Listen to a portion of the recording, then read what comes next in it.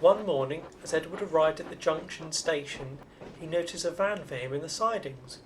"What's that for?" he asked the station master. "Oh, provisions for the shop. Heavy snowfall is forecast tonight. The shop has ordered extra supplies in case your branch line is blocked by snow." Edward shivered.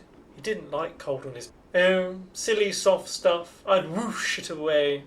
A tank engine on Sodor once said that, and he got stuck, and he was then rescued by a tractor. "Rubbish! You Northwestern engines aren't used to hard work. You're always posing for paintings for the Railway Series. You just treat snow with respect, or you'll get stuck." The next morning, as Sid and Charlie made their way to the pub, the first snowflakes began to fall. The next morning, as Edward awoke, there was snow all around him. "Oh bother, there's no snowplough."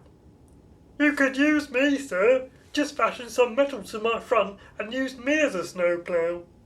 "Are you sure?" "Yes, I'll be all right." So the driver did just this. Once all was ready, they slowly worked the train up the line to the junction station. They ran spot on time, but when they arrived there was no sign of the express train. The passengers did grumble.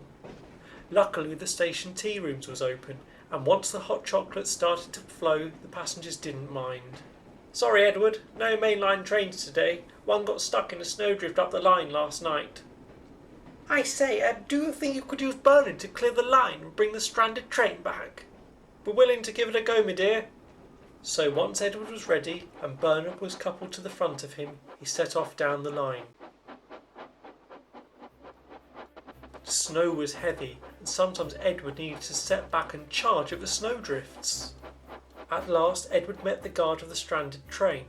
He slowly moved forwards, but he was shocked at the sight of the train, which had nearly been covered in snow.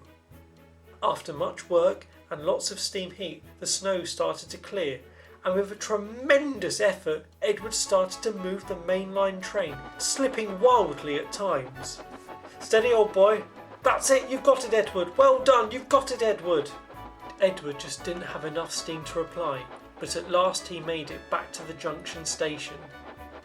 Edward ran round the train and pulled up next to the mainline engine.